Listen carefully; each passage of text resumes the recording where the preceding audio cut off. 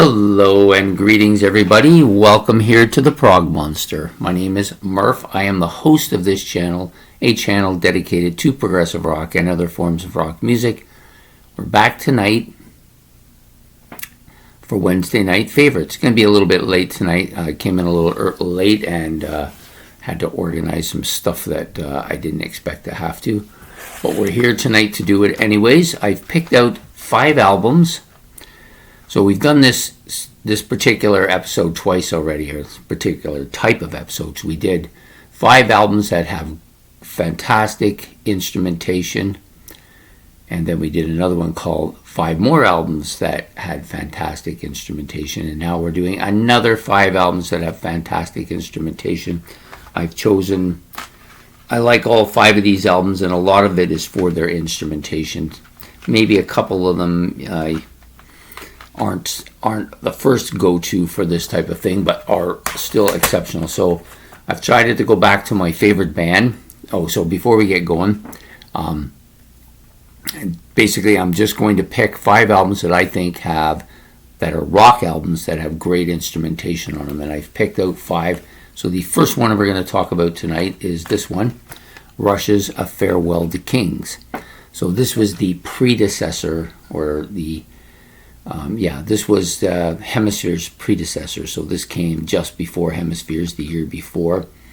And I don't think it's as good as Hemisphere's instrument. I think they went all out on Hemisphere's there. But this one is a build-up to that, and it is exceptional. You've got a lot of different instruments being played on this album. Maybe the first time they've used a lot of stuff. And it has a little bit more of an acoustic flavor to it than some of the stuff they had done before that, and of course a lot more than they'd done on albums after that. But this one has a certain kind of feel to it. Hemispheres has a little bit of that feel too, but this one has that feel in much more abundance. It's very acoustic. It's almost mystical in some points. At some points it has a kind of a historic flavor to it. The lyrics lend to past things. There's all kinds of different things going on here. But the instrumentation is the reason we're here. It's fantastic. You've got some fantastic drum fills and lots of drum and lots of percussion sounds going on here from Neil Peart. You've got Alex Lifeson showing his full range of guitar abilities, using his acoustic, using his electric, doing different things with his guitar. And he's absolutely killing it here. And then, of course, you've got Geddy Lee, whose bass is very dominant on this album as well. I think this is one of the great instrumental albums of the 1970s. A lot of people see it as a different type of album, so maybe it doesn't get as much attention as some of the others, but it's definitely in that prog universe for Rush when they were at their proggiest. So this one's going to be one of the albums we choose tonight. And by the way, none of these albums are in a particular order. I just picked them out and put them in as I seen fit. And so we're going to go to the second album on the list, which is Deep Purple in Rock. Yeah, so for a hard rock album, a little bit of a metal flair to it. There's a lot of really incredible instrumentation on this album. You've got John Lord, who's just very dominating on this album throughout the entire album. I'm not a huge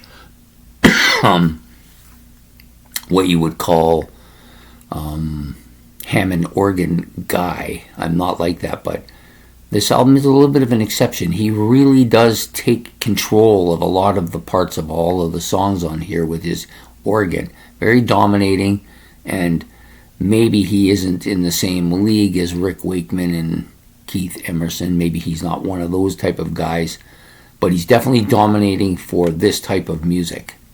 Absolutely incredible. Ian Pace showing why every time I listen to him I hear things that I thought, I originally thought he's okay, but I didn't think anything of him really. I didn't pay much attention to him, but he's captured my attention a lot in recent years by listening to his stuff. Really quite good. And then you've got, one of the great rock guitar virtuosos here with Ritchie Blackmore, and he really just really nails it for me, especially in Child in Time. I mean, that guitar solo on Child in Time is legendary. It's just unbelievable. So this has got to be one of those albums that's got to be noticed for that. I mean, they've got other albums that, you know, fall well within that range as well, but I just picked this one because I just think that it just, not only it's such a good album to listen to, real catchy and everything, but there's a lot of really solid, fantastic instrumentation on here. So Deep Purple's in Rock is the second one. The third one, maybe a lot of people won't know this one. However, I think it's got to be included on a list of this nature, and that's Father Robin's, The Tales of Father Robin.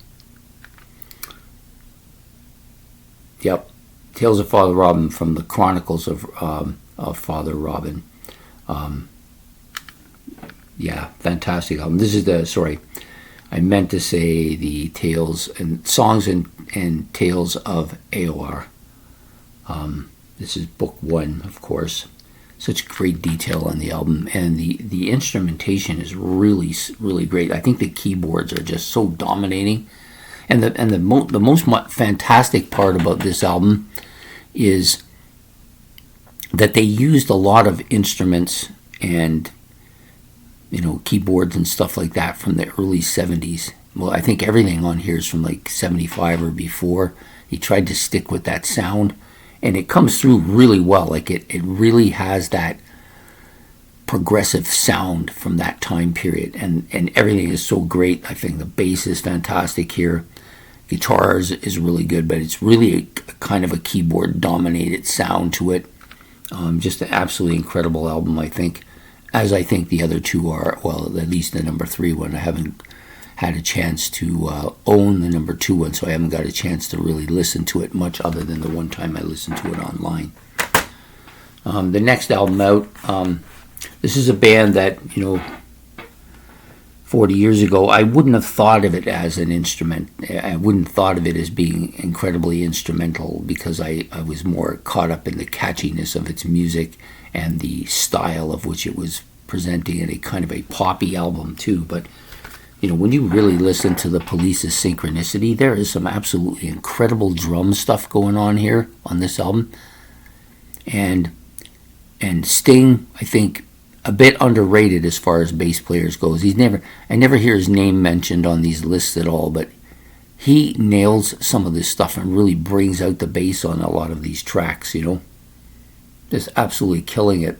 And then, of course, you got Andy Summers, who really knows how to add to the songs with his guitar abilities. Very different. I can see why Rush liked these guys so much. They're both being 3-man bands. There's a lot of interest in the instrumentation here, but just a really catchy way they put stuff together. And I think this album, this particular one anyways, I think has some of the best instrumentation that they done as a threesome. So fantastic album anyways. And the last album, I saved this album. I wasn't actually going to include this one. I had another one in mind, but you know, this may be the greatest prog album ever released. It's saying a lot. It's definitely in there amongst 2 or 3 other albums, but this one, yes, is close to the edge. Yeah, and the other thing about this album, other than the absolute enthralling sound of the whole album, like it's just such a perfect album. You've got absolutely some amazing keyboard parts on here. I think Steve Howe was at one of his best performances. There's no doubt that Bill Bruford is very dominating on this album with his all of his drum sounds and his fills and his ability to fit his drums to the sound of the music. And then you've got, of course, you've got Chris Squire, whose bass tone on this album is absolutely incredible, as it is on so many of their albums. He just adds such a dimension to this rock band.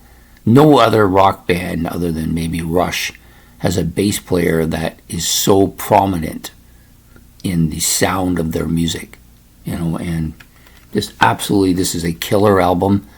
The 3 songs on here, Siberian Ketru, And You and I, and Close to the Edge.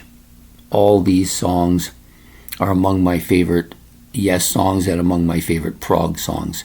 There's no weak moment on this album at all, in my estimation. I think it's just as close to a perfect album as you can find. Anyways, those are the 5 I've chosen for today. I hope you've enjoyed this episode of another 5 great instrumental rock albums. Not instrumental, with great rock albums with great instrumentation. Close to the Edge is Yes from Yes. The Police, Synchronicity.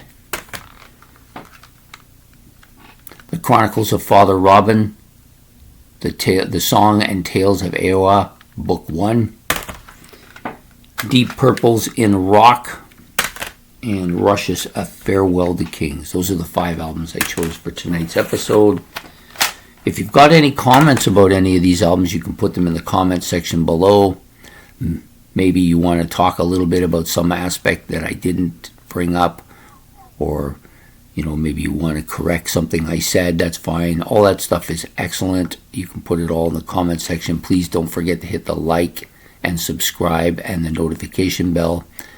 And this will come out probably almost immediately after I'm finished with it, uploading it. So we will see you next Wednesday with another episode of Favorites. So take care and have yourself a good evening. Goodbye.